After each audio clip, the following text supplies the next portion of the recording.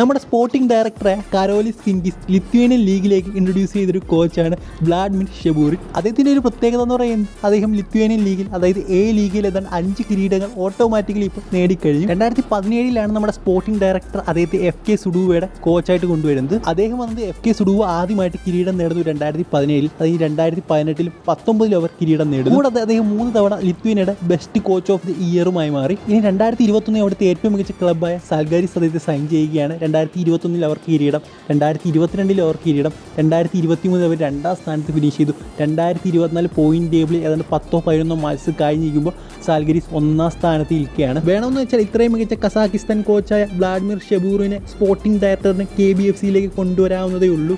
ഇവർ തമ്മിലുള്ള ആ ഒരു റിലേഷൻഷിപ്പ് വ്ളാഡിമിർ ഷെബൂറിനും അതുപോലെ തന്നെ കാരോലിസ് കിൻഗിസും അത് ചിലപ്പോൾ അദ്ദേഹത്തെ KBFCയിലേക്ക് എത്തിച്ചേക്കാമെന്നാണ് എനിക്ക് തോന്നുന്നത്. 8 വർഷമായി അദ്ദേഹം ലിത്വേനിയയിൽ ഏതാണ്ട് 5 വട്ടം അദ്ദേഹം കിരീടം നേടി. സോ അത്ര മികച്ച പ്രൊഫൈലുള്ള ഒരു കോച്ചാണ്.